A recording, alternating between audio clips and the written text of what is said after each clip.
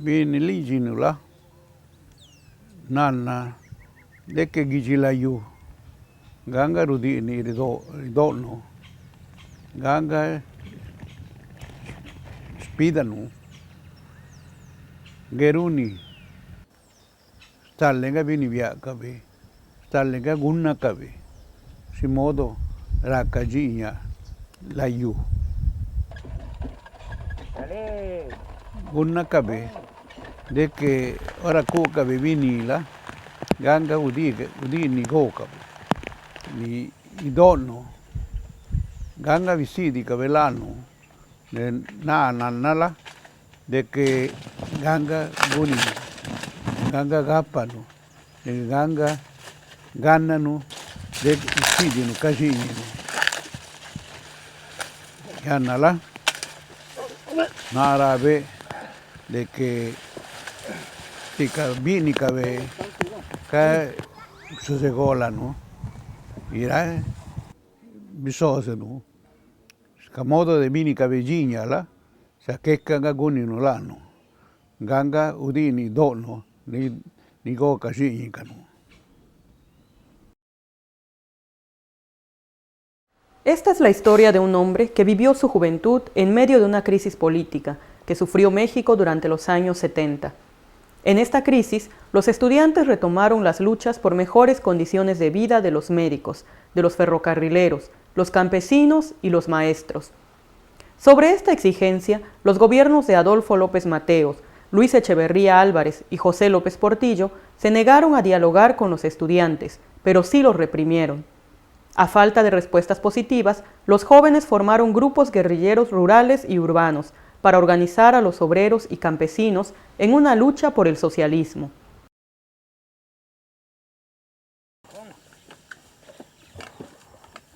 Ixhuatán reflejaba los problemas del campo que México sufría. A los campesinos se les negaba un pedazo de tierra para trabajar, aunque los ricos no utilizaran toda la tierra que poseían. La familia revolucionaria del PRI en el poder no permitiría cambios a esta estructura caciquil a costa de todo. Siendo presidente López Mateos y su secretario de Gobernación, Gustavo Díaz Ordaz, se comete uno de los crímenes más abyectos y más terribles sobre la familia de Rubén Jaramillo, en su casa en el estado de Morelos. Fue una cosa que vibró, por decirlo así, en todo el pueblo mexicano, sobre todo el campesinado concretamente. El pueblo de Ixhuatán y el de Reforma pasaban sobre una situación, o más bien por una situación de conflicto agrario contra un pueblo vecino nuestro, San Francisco del Mar.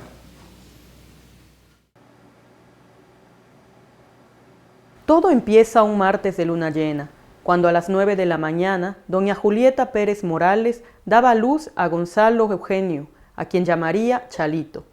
Chalito fue el tercero de 7 hijos de doña Julieta y don Gonzalo Liljeult Algarín.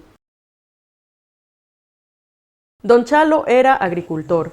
Poseía una propiedad de 400 hectáreas de terreno de ganadería y agricultura. Chalito creció en una casa grande de 2 niveles, a un lado de la estación del tren frente a las vías. Mientras Chalito, a los 10 años, se le notaba su vocación al campo, el pueblo de Ixhuatán crecía, y con ello todos los problemas agrarios al no haber tierras para trabajar. Entonces un grupo de campesinos, organizados por Franco Yubi y asesorados por don Isaac Matus, tomaron unos terrenos desocupados de Angélica Fuentes de Reforma de Pineda. Ese terreno estaba desocupado, no se estaba trabajando y nos fuimos a trabajarlo porque necesitábamos trabajar. Y entonces este doctor Gastón, él se puso de acuerdo con los otros ricos de aquí para que nos llevaran a la cárcel, ¿no? Pagando pues a la tropa, al federal, para que viniera por nosotros y nos persiguieron y nos agarraron, nos llevaron. Don Isaac no se metió entonces, no hizo nada. Ellos estuvieron detenidos en la cárcel de Juchitán por 2 meses, hasta que el general Eliodoro Charis Castro intervino a petición de las esposas.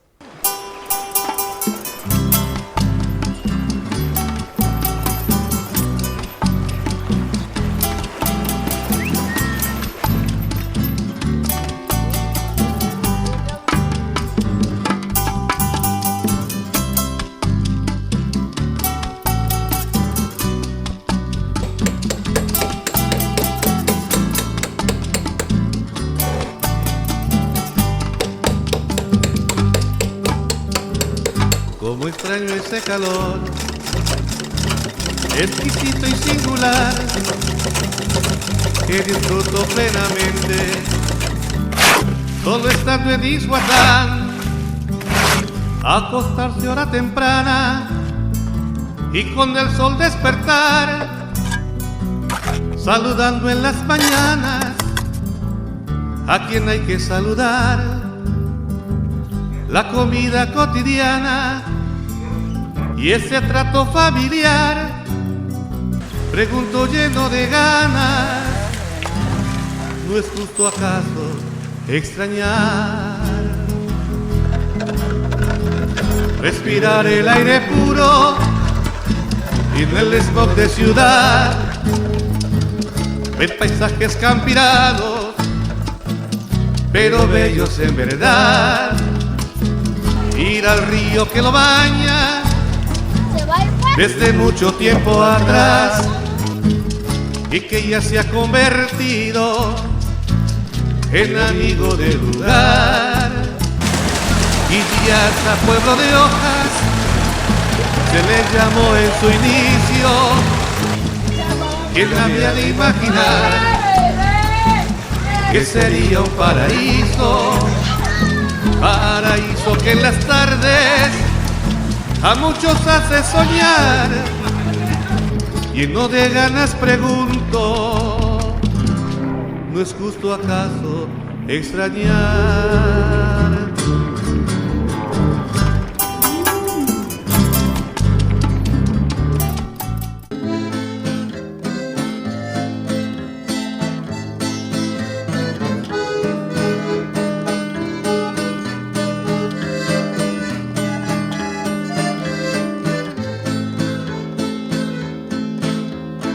Año del 65, 900 que pasó. Hubo un triste suceso que al pueblo conmovió. En la sierra de Chihuahua, Arturo Gamis cayó. Al frente de su guerrilla y al gobierno combatió.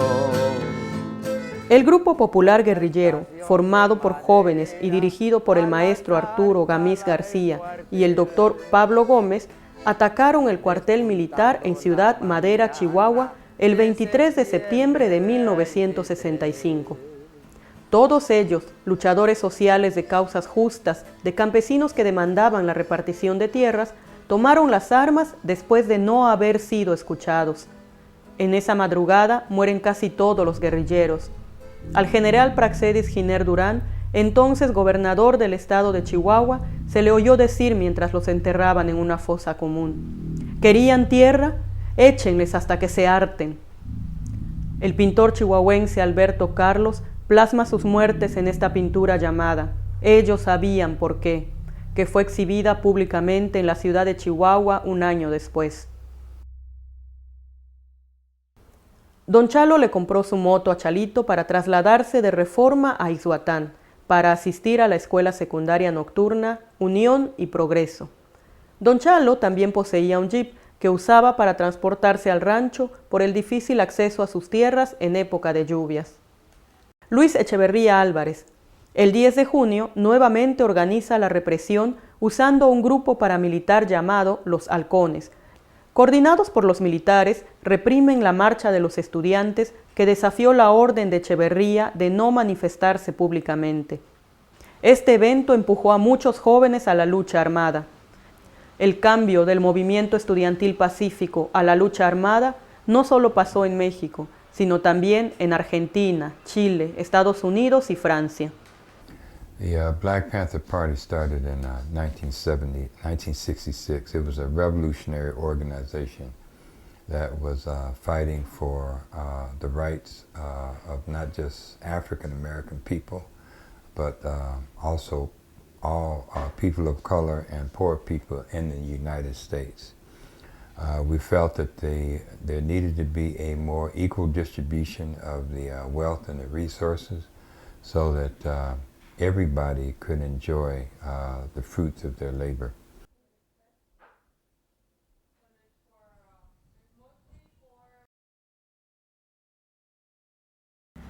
En 1971, Echeverría recibió a una delegación de San Francisco del Mar que pedía la restitución de sus tierras disputadas con Ixhuatán. Ixhuatán había considerado a los de San Francisco del Mar como muy atrasados, gente ignorante, indios, peyorativamente dicho, gente que pues no tenía ningún derecho. Y el que hubiesen ganado un litigio agrario puso a los ixhuatecos contra la pared. Y a esta familia, Ligeul Pérez especialmente, pues le dejó sin nada, sin tierras.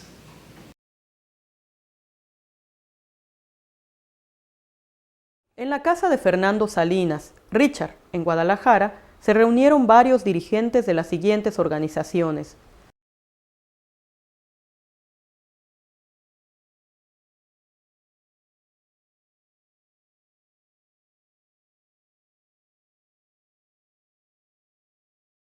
todos ellos dieron nacimiento a la Liga Comunista 23 de septiembre.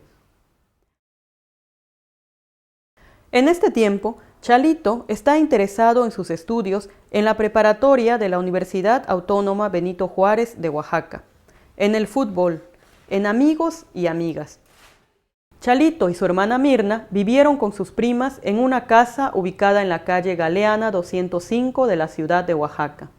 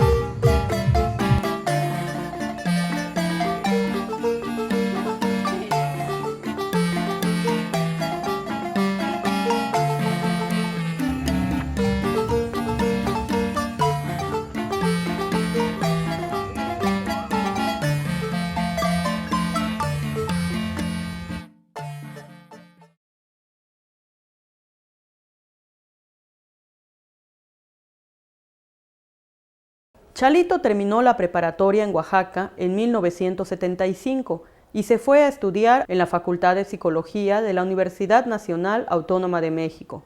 Al principio, todos los hermanos vivían juntos. Después Chalito se fue a vivir con un amigo de la facultad a un lugar desconocido para sus hermanos, aunque pasaba a visitarlos. En una visita a la casa donde yo me hospedaba, era una de esas visitas que él siempre me hacía como hermano, inseparable siempre. Al final de la visita lo recuerdo muy bien. En el vestíbulo de la casa donde yo vivía, tuve la confianza de decirme lo que estaba pasando, lo que estaba viviendo, lo cual yo no entendía.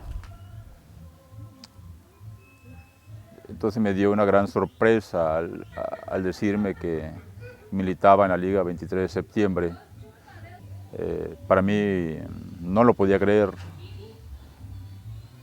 Discutimos, le dije por qué, cuál era la finalidad, qué pretendía.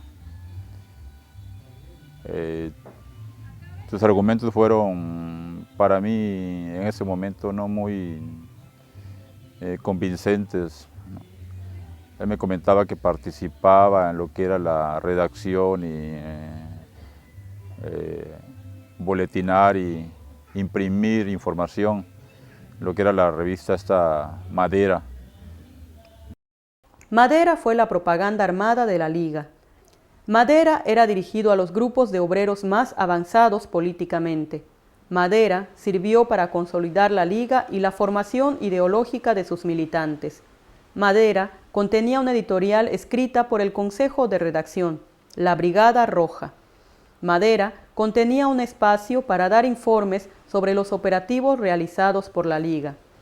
Madera contenía un espacio para programas de luchas locales.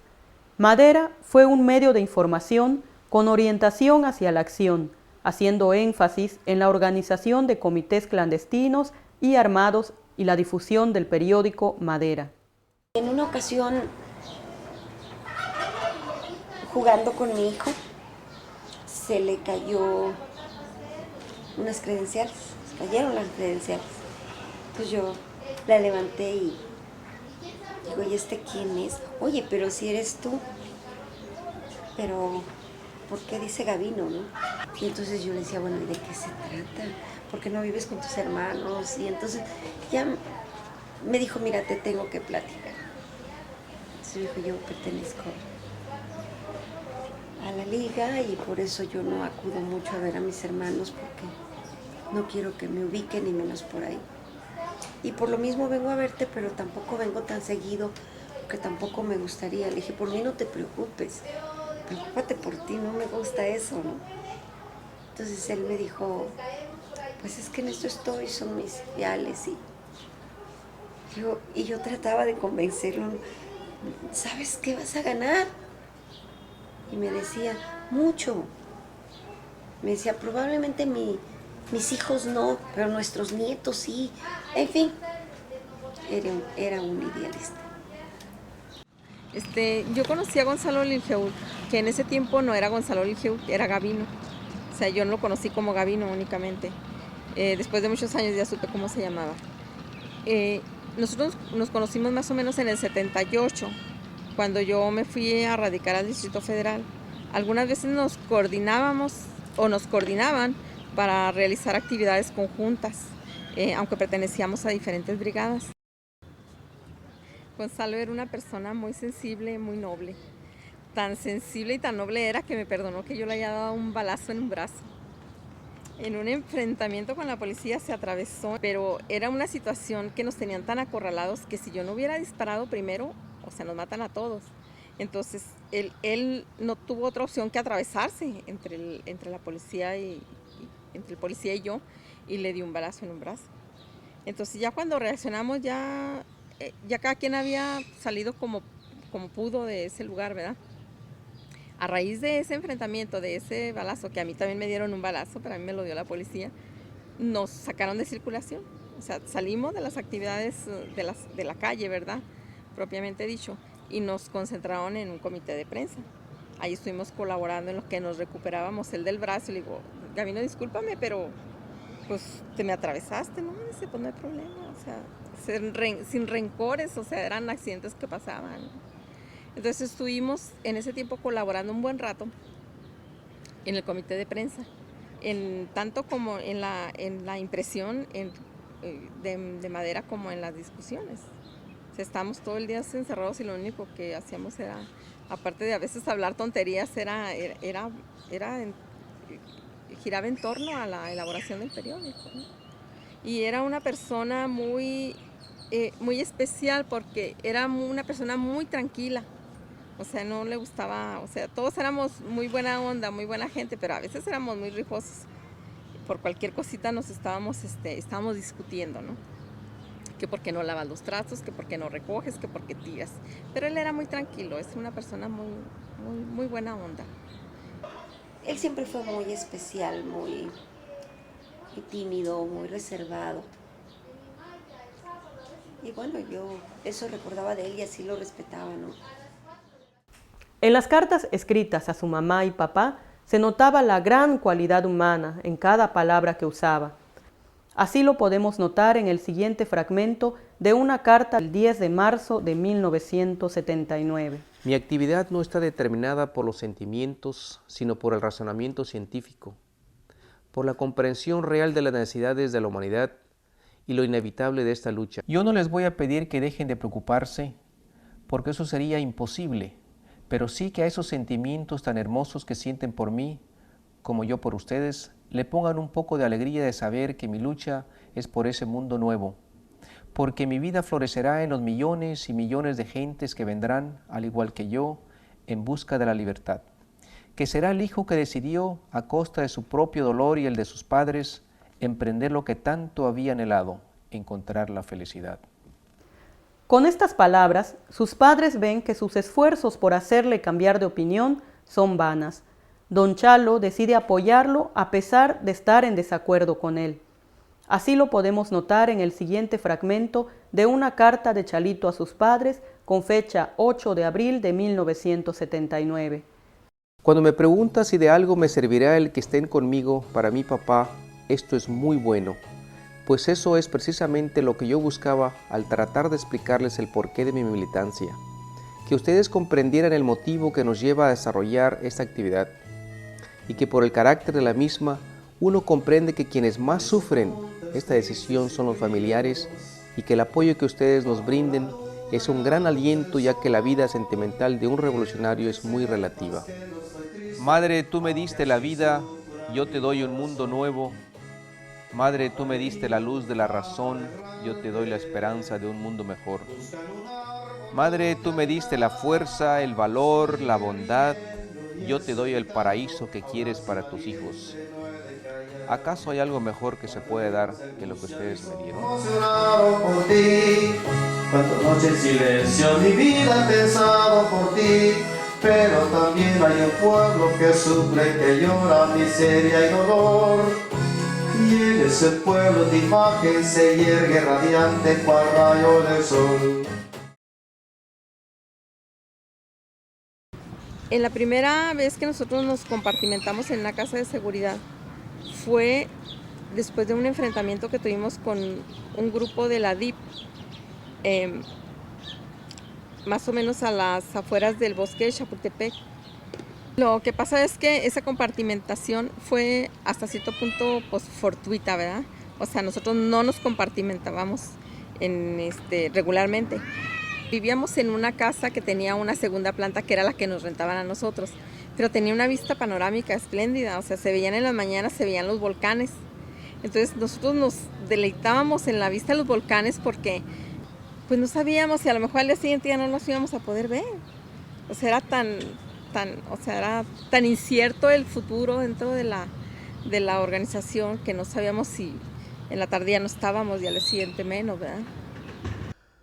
Pues Tere, la última vez que yo tuve contacto con ella, precisamente fue cuando estaba esperando a Chalín. Inclusive yo le dije que cómo se había atrevido a embarazarse teniendo ese problema encima, ¿no? Y dice, no, papá, dice, no pasa nada, es una vida normal. En ese inter que vivimos ahí, Paula se embarazó y tuvo a su bebé. Ellos estaban felices de ser papás, ¿no? Y me acuerdo que Gabino lo disfrutaba mucho, ¿no? Bañaba al bebé y bueno, estaba muy feliz, ¿no? Por ser papá. El bebé tuvo que salir de la clandestinidad porque no podía permanecer ahí. Una situación que vivimos cuando nos entregó Chalito a su hijo, porque lo íbamos a traer nosotros al pueblo. Él fue un día después a verlo y se estuvo con él encerrado un largo rato. Y cuando salió de la recámara se despidió de él y le dijo nada más, nos vemos, hijín, te portas bien, y ya fue la última vez que lo vio.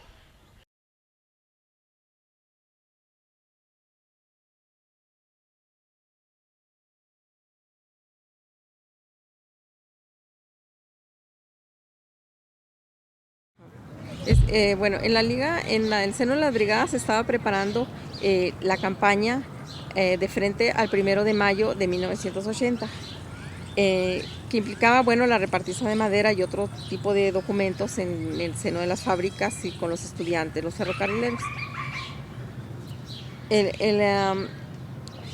Paula, en esos preparativos, habían organizado una repartiza en el Parque Industrial Naucalpan. No iba a participar Gabino ni yo, pero iba a participar Paula con su brigada, que era Rosalina Hernández Vargas, y con Eladio Torres Flores, que era el Viborita o Tere, ¿verdad? Se fueron una mañana madrugada, porque fue de madrugada cuando entran los obreros a laborar. Creo que entraban a las 6, entonces a las 5:30 ya andaban en el parque industrial repartiendo el periódico de madera. Pero no lo estaban haciendo afuera del parque, sino que se estaban subiendo a los camiones urbanos que trasladaban a los obreros al parque industrial.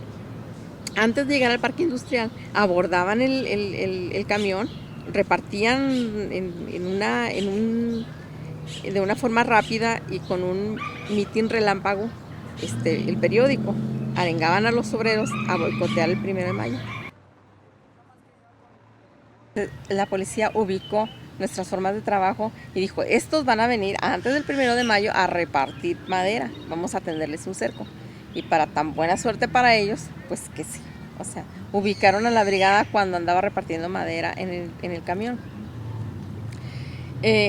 Al primero que ubicaron fue al chavo, al Viborita. Este chavo se da cuenta que hay un cerco. Entonces, no sé cómo estuvo que no les pudo avisar, o no sé por qué razón no les avisó a las muchachas que había policías en el camión. Entonces a este chavo lo atrapan arriba de un camión y no les avisa a la chava. Las chavas se bajan del camión, siguen repartiendo. Llegó un momento en que ya iban de retirada, pero se dan cuenta que el chavo iba de muro de contención, o sea, era el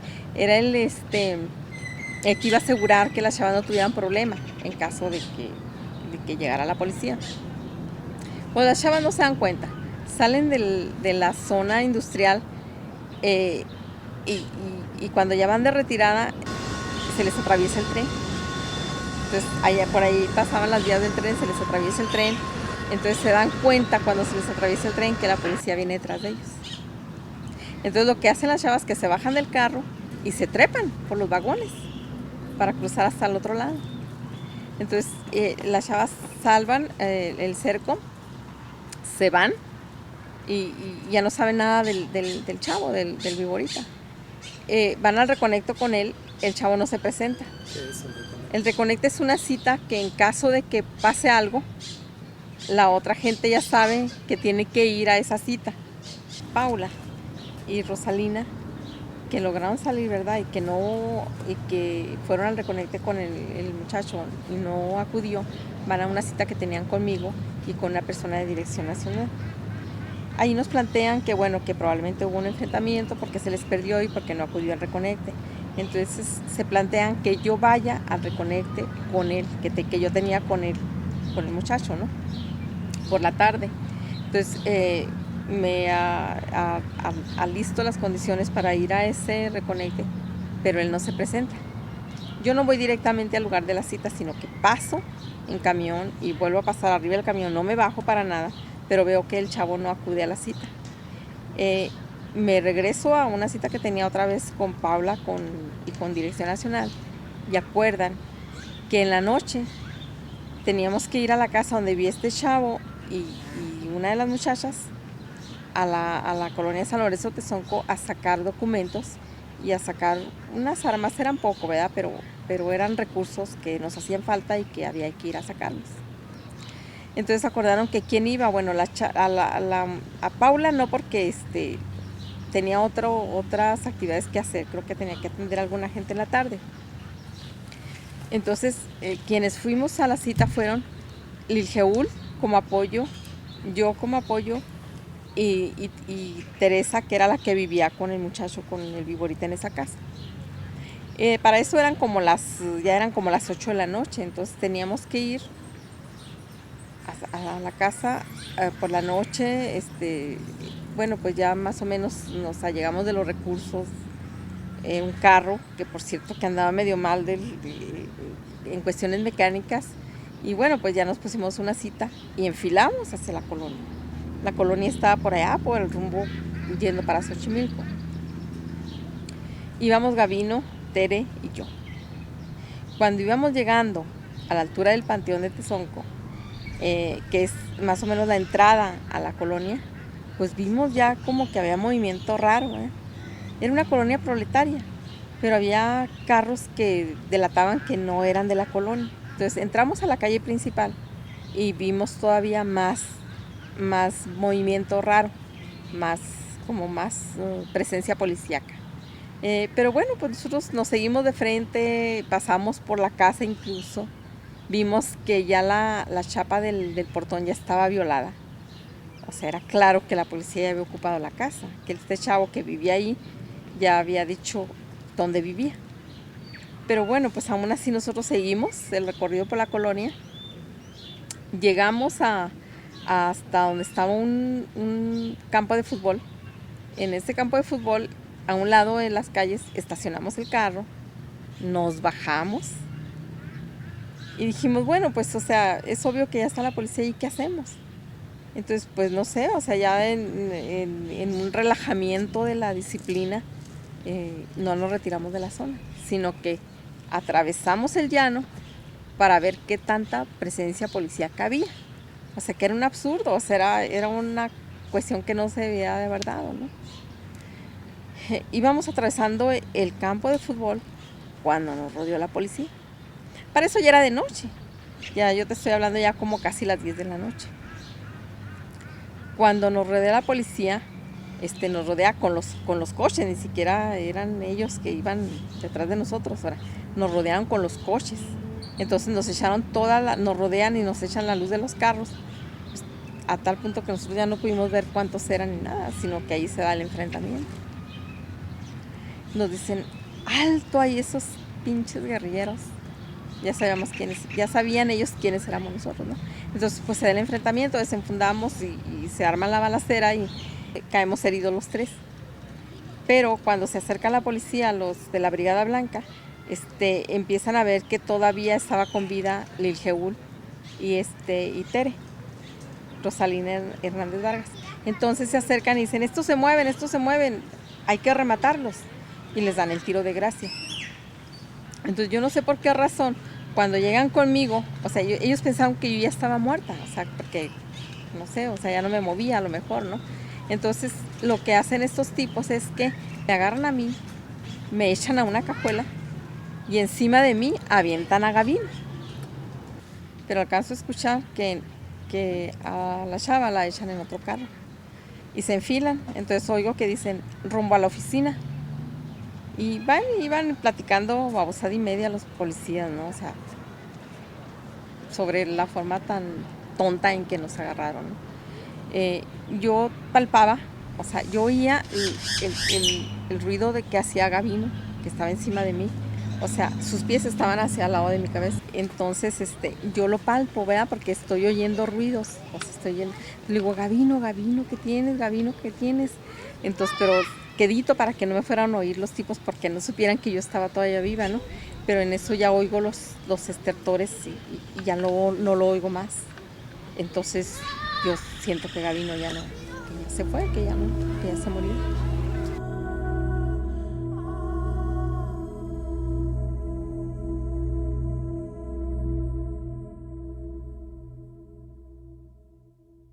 Entonces yo no lo oigo más y así me quedo en silencio para que ya no supieran los tiras que yo sí estaba viva y ahí me quedo pegada a Gavino prácticamente, ¿no? Y en silencio, oyendo el ruido del carro, las voces, hasta que llegamos a donde nos tenían que llevar, ¿no? Que era la Dirección Federal de Seguridad donde estaba la Brigada Blanca. Entonces nos bajan, nos toman fotografías, huellas digitales, ahí ya se dan cuenta que yo estoy viva. Entonces, todo el mundo me toman huellas, fotografías. Ahí me entero que los dos sí están muertos, porque ahí dicen, estos ya felparon. O sea, sí, muy despectivamente, o sea, como si fuéramos cualquier cosa, ¿no? Entonces, y esta todavía respira, a ver, tráete el oxígeno. El ADIO nos identifica los cuerpos, me identifica a mí, toma huellas, toman fotografías, y después de eso me ausculta el médico, y ya como en la madrugada me llevan al hospital militar. Entonces yo soy la única sobreviviente en ese enfrentamiento en el que pierde la vida Gonzalo y está Rosalina Hernández Gómez.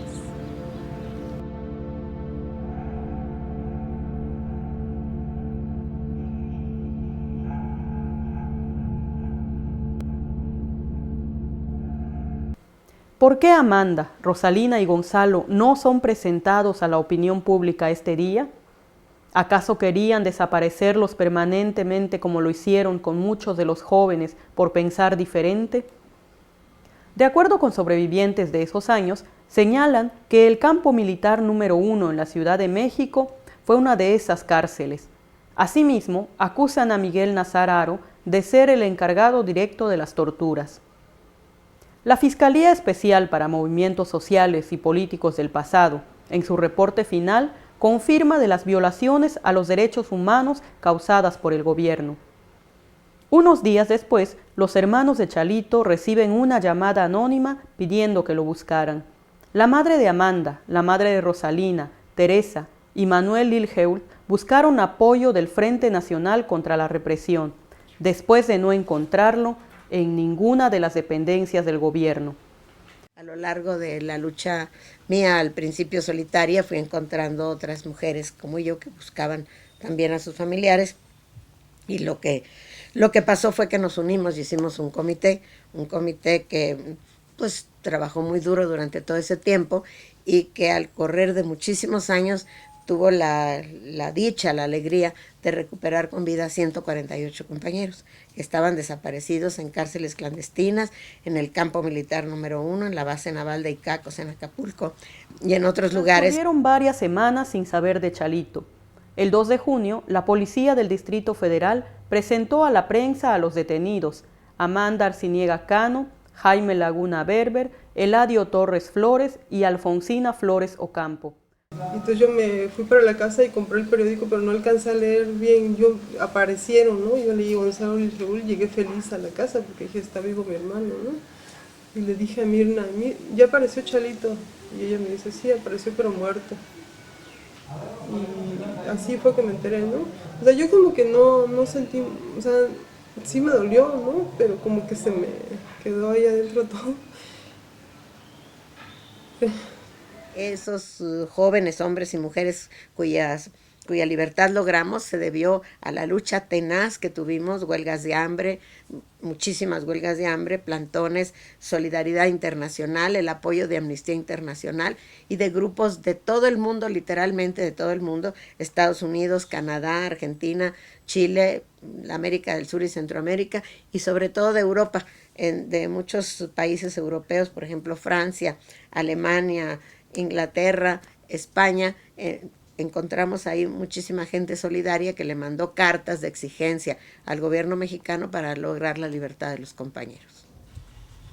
Yo te nombro libertad, por el pájaro enjaulado, por el pez en la pecera, por mi amigo que está preso porque ha dicho lo que piensa. Por las flores arrancadas, por la hierba pisoteada, por los árboles talados, por los cuerpos torturados. Yo te nombro libertad.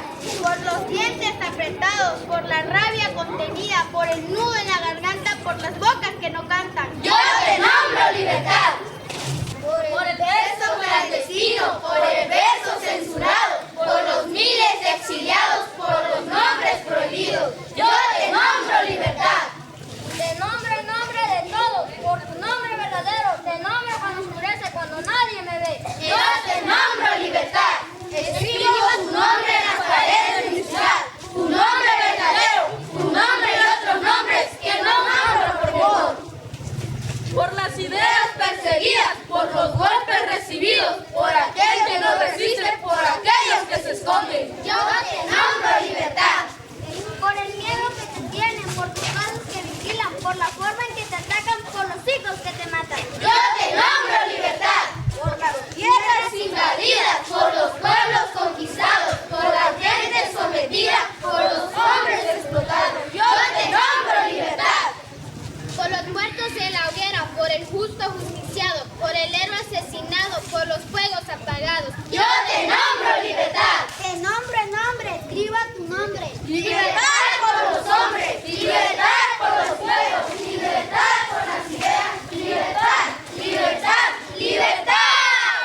Como zapatistas yo quisiera pedirles una cosa, porque nosotros de este lado del pasamontaña tomamos la decisión que tomaron sus hijos y hijas, sus hermanos y sus hermanas, y ellos no están para explicarles por qué. Y ojalá, si pasa algo, alguien le explique a mi familia por qué elegimos esto. Cuando nosotros elegimos esto sabíamos que podía pasar esto. La muerte, la desaparición o la cárcel, incluyendo la tortura. A ninguno de nosotros se nos engañó. Nunca pensamos que inmediatamente nos íbamos a alzar y al otro lado estaba la toma del Palacio de Invierno. Conocíamos los métodos de la policía y quienes nos movimos en territorio urbano sabíamos lo que nos iba a pasar si nos agarraban, todos nosotros. Y cuando uno decide eso, no es que decida entre amores, yo quiero que entiendan eso. Ni José de Jesús, ni nadie decidió entre quererlos a ustedes o a su patria. Nosotros decidimos quererlos a ustedes a través de la patria. Y por eso decidimos hacer las cosas que hacemos. Mi bandera de enseño nacional, con esta nota simpático marcial, desde niños sabemos generar, y también por su amor vivir. Solicito el apoyo de un amigo a través del ingeniero Sergio Pérez Zárate, que nos contacta con un diputado federal, el licenciado Alicio Ordoño, de aquí de los años 80, el cual nos apoya bastante para que las autoridades nos pudieran entregar o informarnos si mi hermano estaba muerto o en qué condiciones estaba. Tras varios días de andar gestionando esto, no teníamos respuesta por parte de las autoridades, seguimos recurriendo a la señora Ibarra de Piedra, hasta que un día me informó Sergio que tenía que ir a reconocer un cuerpo que tenían en una gaveta, un cuerpo supuestamente de mi hermano, pasar al CEMEFO. Me hicieron pasar al CEMEFO, abrieron una gaveta. Ahí me enseñaron el cadáver, digo el cadáver de mi hermano porque obviamente lo conocía, todos sus rasgos físicos, había yo convivido tanto con él. Tenía tenía un balazo, una herida de bala a la altura de la ingle, otro en el cráneo y pierna. Son 3 balazos que yo le vi en ese momento. No hubo ninguna duda de que era el cuerpo de él. No podía yo engañar a nadie, no podía decirle a mi madre, sabes, madre, no es él, no podía decirle. De alguna manera tenía que decirle la verdad.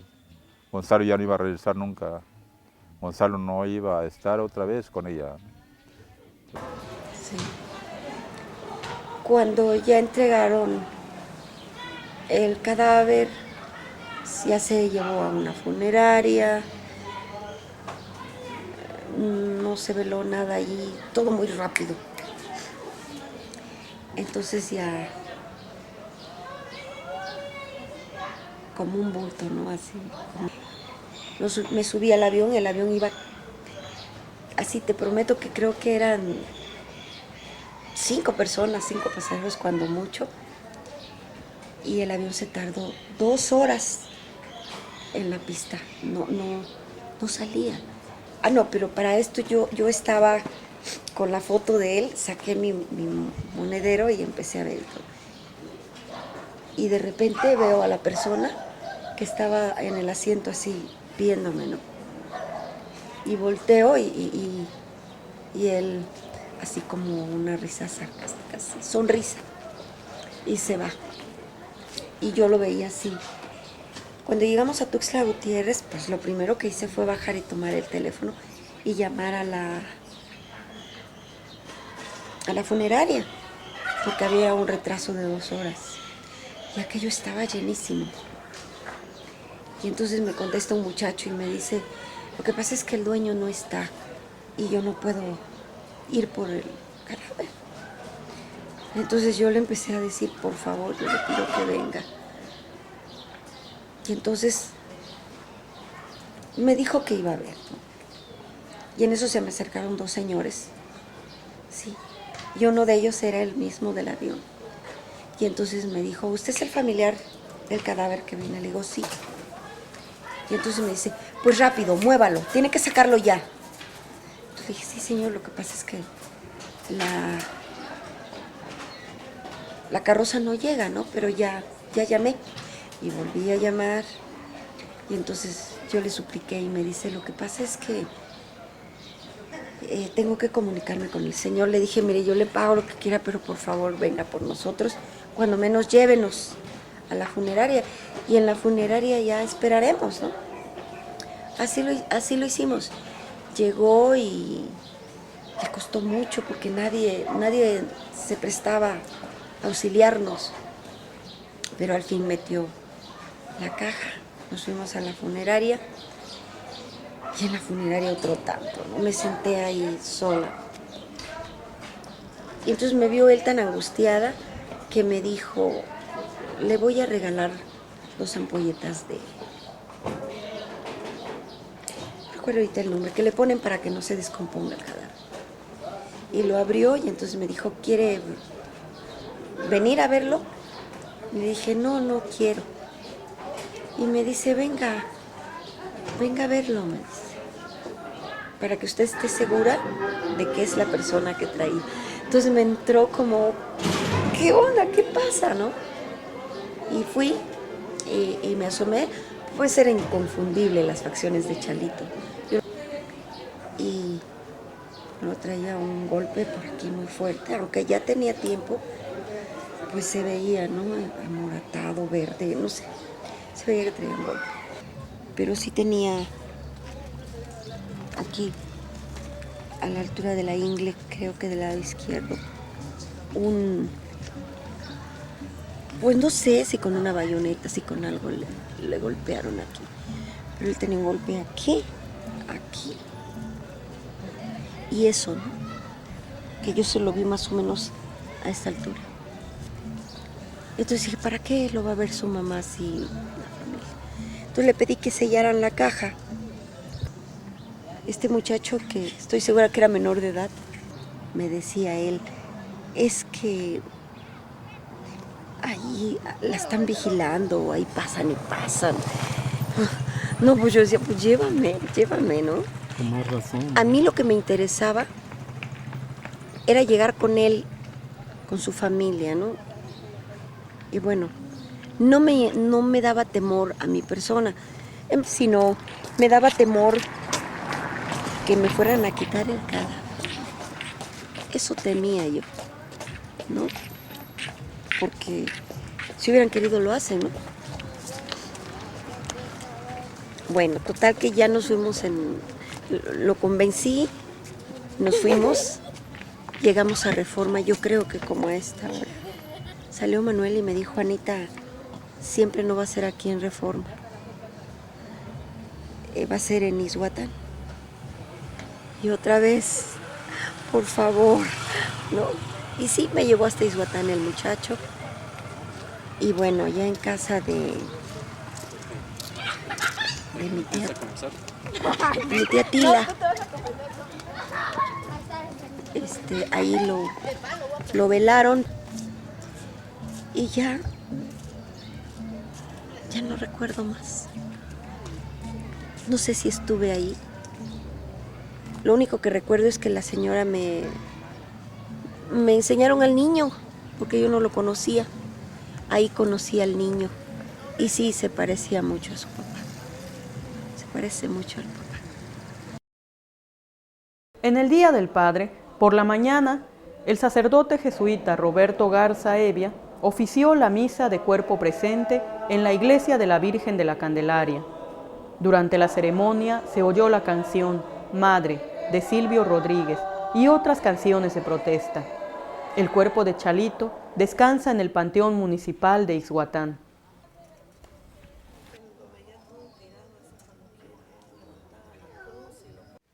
Entonces, supe de la misa, yo tuve relaciones amistosas con unos jesuitas, uno de ellos ofició la misa y él me comentó de cómo había sido, fue numerosa gente a acompañar al guerrillero, ya así llamado, y quizá más por moro, quizá más por eso. Él fue sepultado en la comunidad de Ixhuatán, porque ya su familia vivía aquí en Ixhuatán. Y esta situación movió al pueblo, hizo que el pueblo hiciera comentarios. Los ricos, que en ese tiempo aquí había una división muy pronunciada, los mandamases pues siempre han sido en todas partes los que tienen el capital, dijeron que bien ganado se lo tenía por andarse metiendo en esos asuntos, que qué le hacía falta, si él lo tenía todo, vivía bien. La gente humilde, la que estuvo allí presente, pues se compadeció, ¿no? Sentían, al igual que yo también sentí, que no merecía esa suerte. ¿Sí?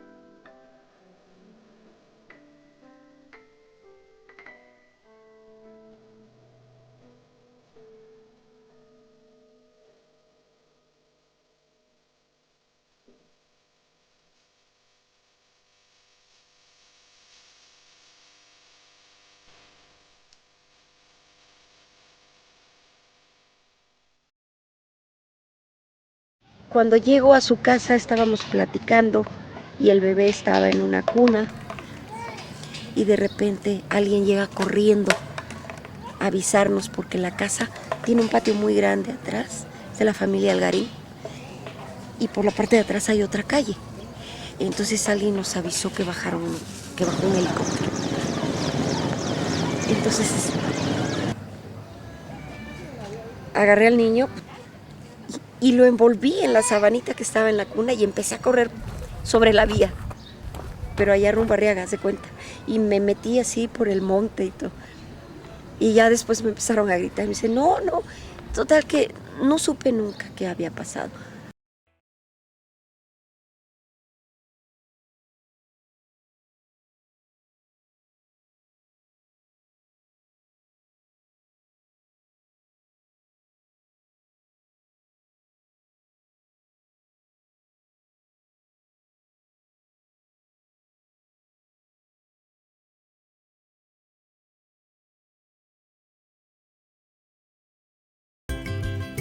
Para mí un héroe es una persona que ayuda a los demás.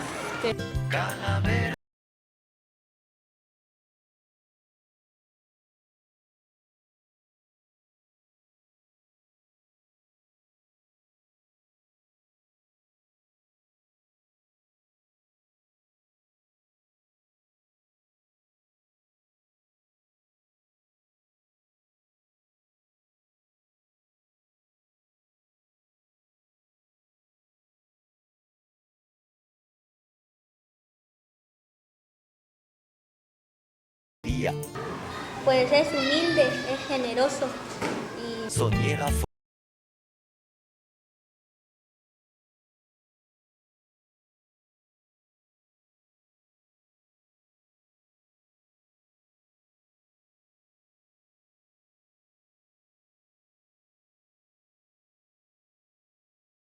héroe es una persona que ayuda a todas las personas que tengan problemas y que no se pueden defender.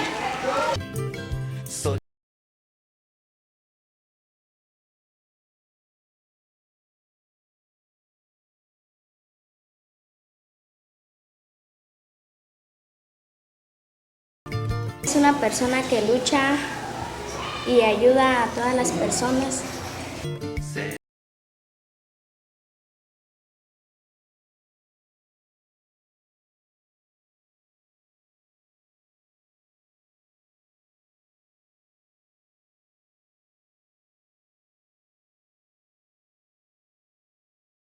Es alguien a quien ayuda a las personas cuando necesitan de alguien.